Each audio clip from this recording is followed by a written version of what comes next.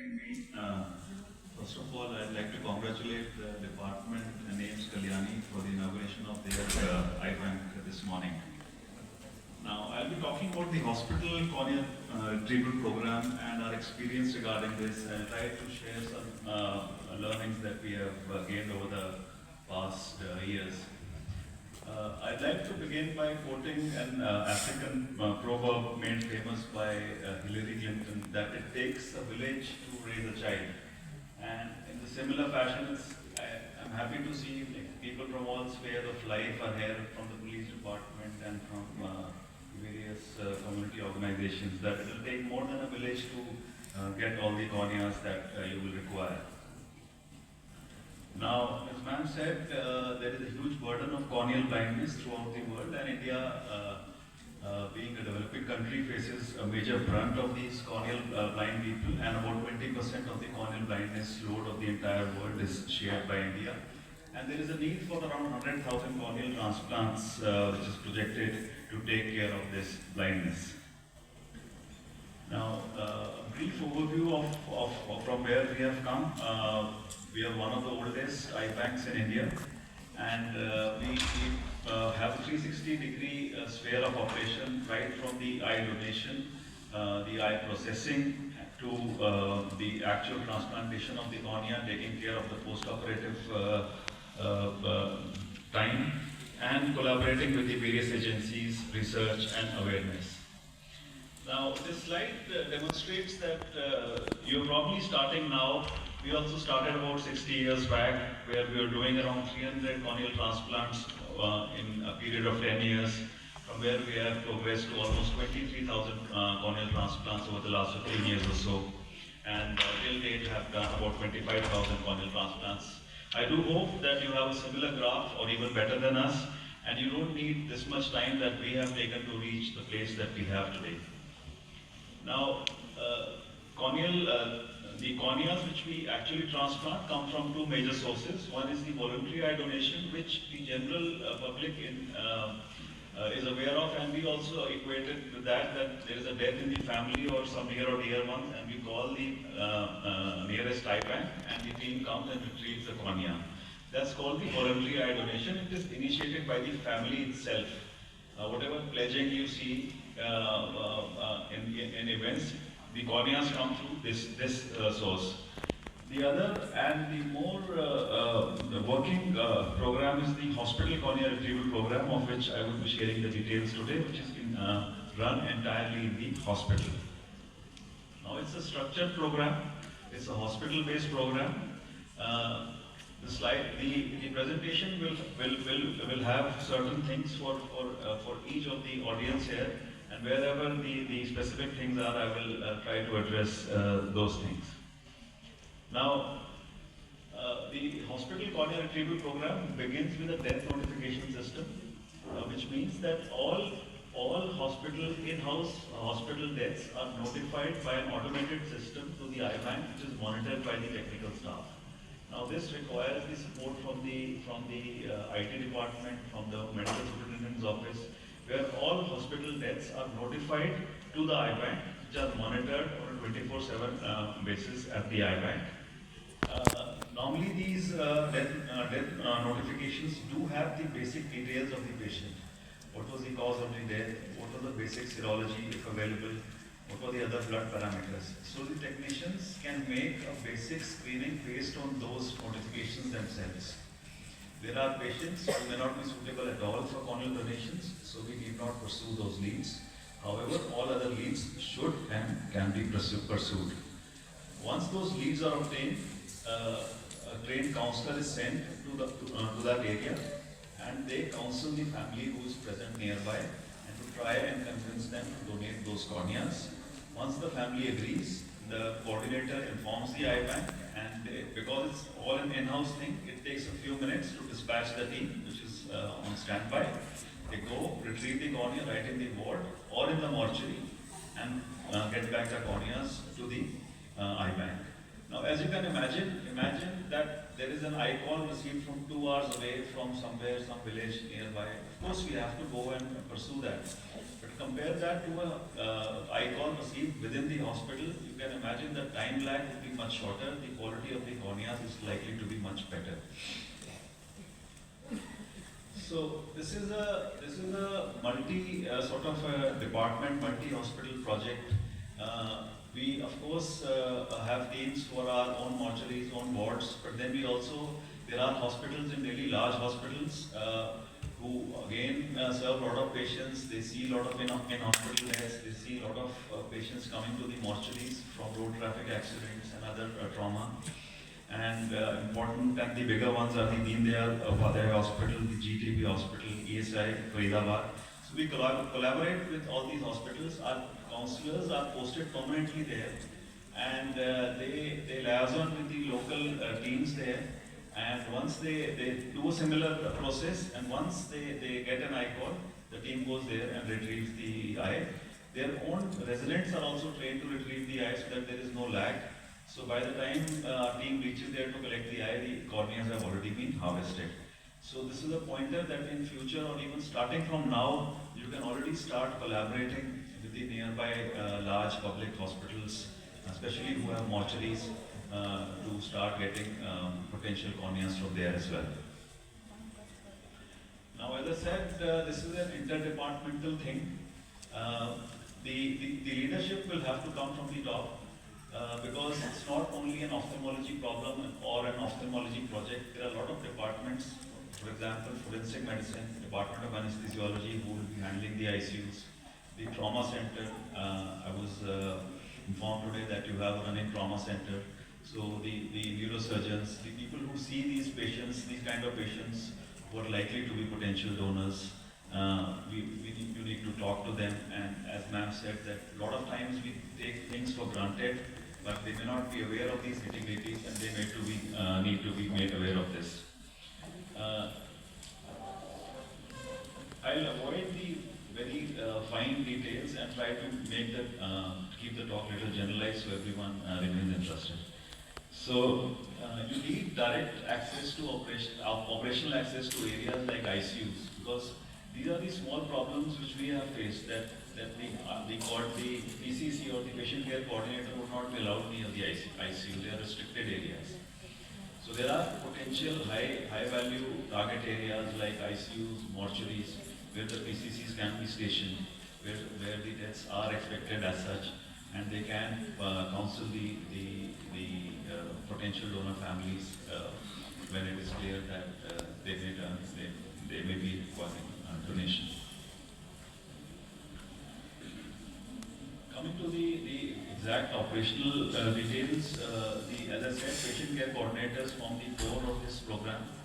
To run a 24/7 program, you need a minimum of 4 coordinators.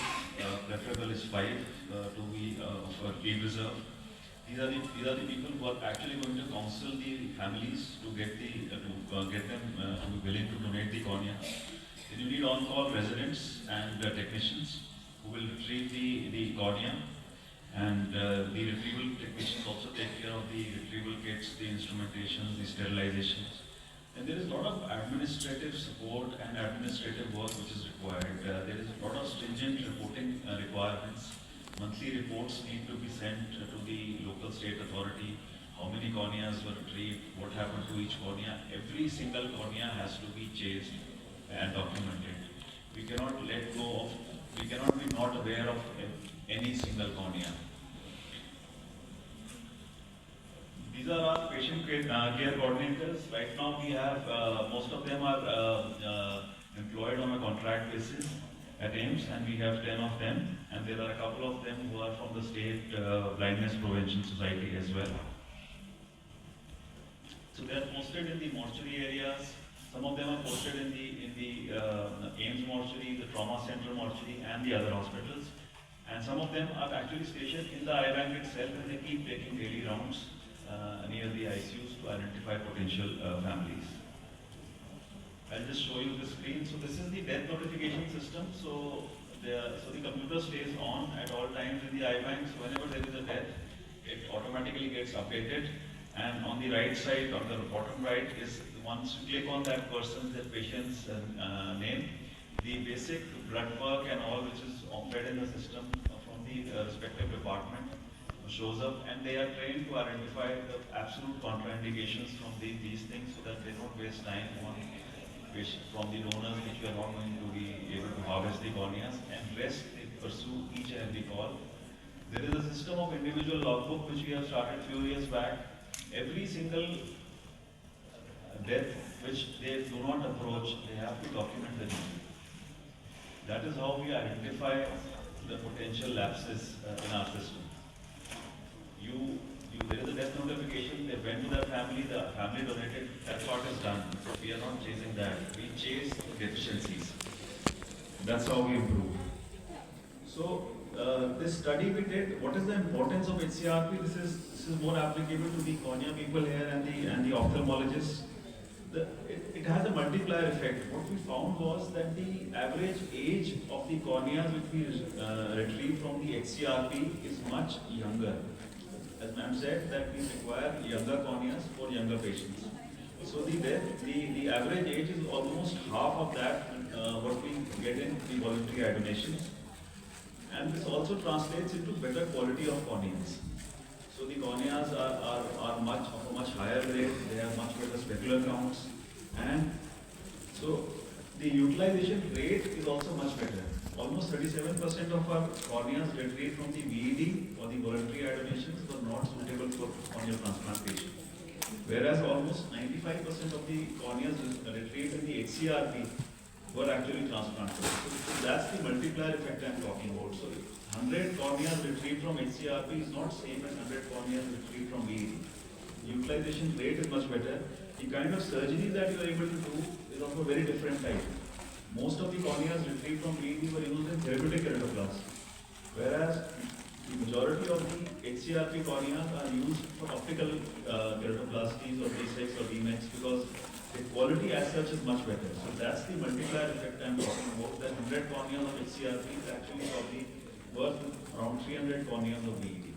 That's why we focus so much energy on this. So this is just revisiting the differences that the quality of the corneas is much better from the HCRP compared to VED.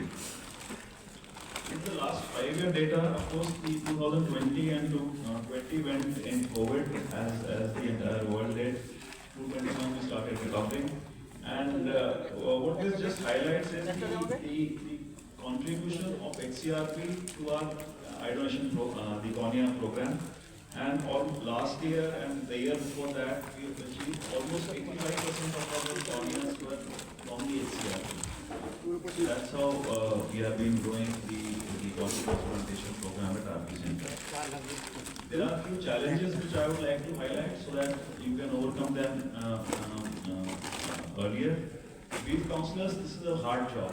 The people whom we employ as grief counselors, they do a very hard job. Approaching families, mortuaries, ICUs who are just lost their near and dear ones is a very tough job. They are young people themselves, the coordinators, so they need to be trained well and they need counseling themselves a lot of time because it's a very disturbing job. And I'd like to address the police officers. A lot of the corneas, we get a lot of corneas from the post-mortem cases. People who are coming from road traffic accidents or other things. So the investigating officer usually is able to give us permission to harvest the cornea before the post-mortem. So in most cases, we do not need to wait for the post-mortem to retrieve the corneas. The post-mortem, only in very specific cases where there is a facial injury or some kind of poisoning where the doctor himself or herself says that the eyes will also be important for the forensic investigation. There the corneas cannot be, but that is a very rare occurrence. In most cases, the IO is able to give permission to the team to retrieve the corneas before the postmortem. So their help would be required by AIIMS Kalyani to give those permissions very fast so that there is very less delay in harvesting those corneas. This is how we enhance our output. We have a system because these counselors are going all around the city, so we have a system of daily video, WhatsApp attendance. The kind of system is there to just keep them on the job. Then we have quarterly review systems where we dissect each eye which was not taken out. Why wasn't it done? And then that's how we monitor our progress. And then we have a system of positive reinforcement. We have an Arti Center Day annually where we have a big function where we try to honor the higher performing counselors, and they do get a lot of motivation. It's not only about the salary or the money. These things also help the counselors. And of course, we have a job of promotion, promoting eye donation. Specific to HCRP, in hospital, eye donation promotion is also very important. See, there is a eye promotion activity going on in schools and in communities.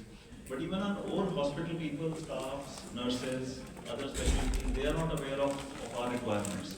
So in the hospital, promotional activities are also important.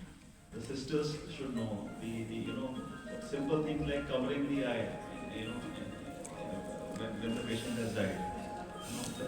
Those things need to be taught to the nursing staff, or coordinating with the trauma center surgeons, neurosurgeons. All those things are also required. So in hospital, promotion is also required. To summarize, HCRP is a proven model for increasing the availability of transplantable corneas, not just corneas, transplantable corneas. Of course, it depends on interdepartmental coordination, counselor dedication and motivation, and timely death notifications. That I think, if you do not have that right now, it would be a good idea to get it started as soon as possible. Coordination with local police authorities is very important from the mortuary eyes. And as I said, finally, that it's a multiplier effect. Do focus on this part because voluntary eye donations, to grow them would be a very slow and long-run process. Of course, if it happens, well and good. But what is in our hands is to do the hospital cornea retrieval programs.